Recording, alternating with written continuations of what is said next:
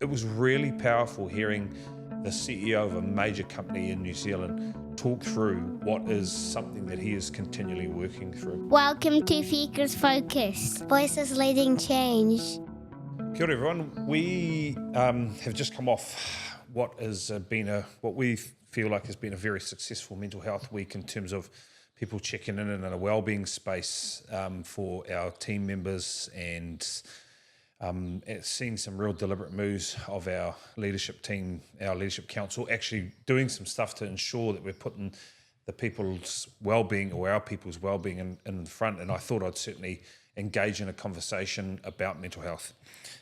I am the first to admit that I have struggled with my own mental health issues growing up for a long time. I've spoken regularly about myself getting therapy in spaces. Courtney and I still seek out opportunities for therapy and sitting down and talking to someone and talking through the issues that are going on internally that I might be struggling with that does not support my own mental health and space. And so creating platforms for our teaching team, for our support staff and all that to sit down and create conversations about how they're feeling, what they're going through and how they can work through it is actually a very important and foundational part of who we are as a company. We are really fortunate in the sense that we get lots of touch points with whānau too.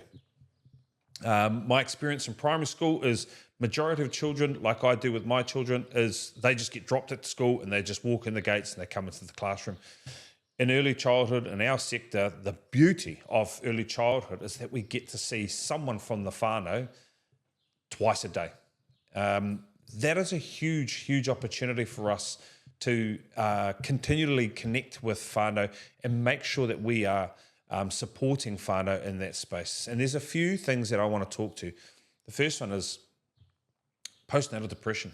Now, obviously I'm male, but I know that is one major issue that continues to be highlighted in our sector and throughout New Zealand as something that needs continual support. Mums, they're superhumans, they're super people. They look after babies. They take care of relationships with other children. They function in a way that I know as a father, I didn't function in that way when our children were born. And postnatal depression continues to create situations where people are struggling. And I know when whānau and mums especially are dropping their children off, I take huge pride in the approach that our teaching teams take towards supporting mums who are feeling anxious or feeling overwhelmed with what's going on. I have had the privilege of talking to, in the last 2 weeks, probably 4 or 5 mums who are settling their children, and they have sat down and spoken to me or spoken to Courtney about, hey, man, I'm really struggling in this phase. Hey, yeah, it's unnerving. This is our first child. We're dropping them off. Oh, I'm very nervous about it all. And just having that space and time to digest and talk through that has small but still been a very meaningful interaction for their own mental health in the desire to really address and vocalize actually how they're feeling. That's been a very powerful one. The second one is the ability for our teaching teams to cope with what comes in the door in terms of how they cope with the pressure of supporting these whānau. We all as teachers want to help. That is a given. Otherwise we wouldn't be teachers.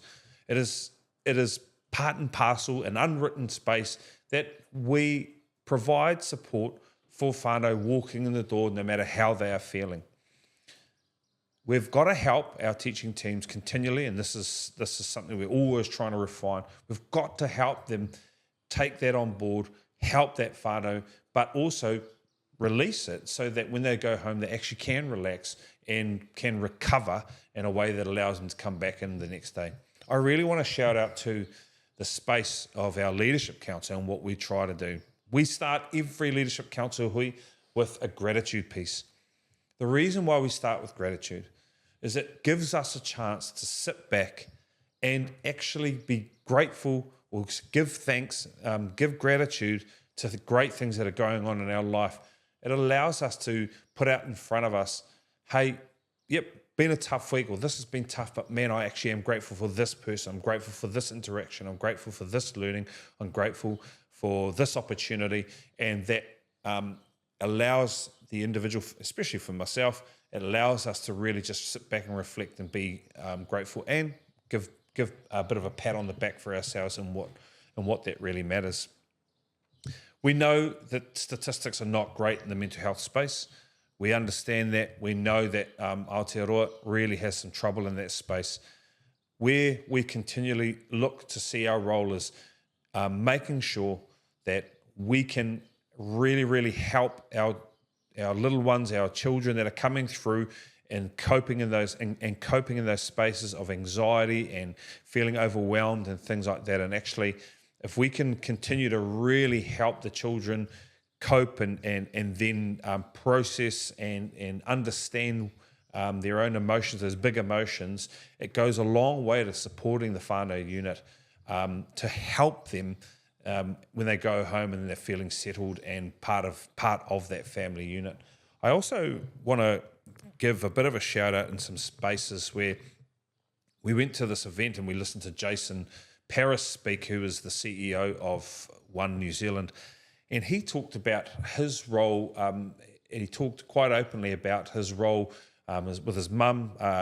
His mum was a single mum, and he took it on board for himself to make sure that he was the best kid he could be so that he didn't create unnecessary pressure or outcomes that his mum had to cope with at that time as well.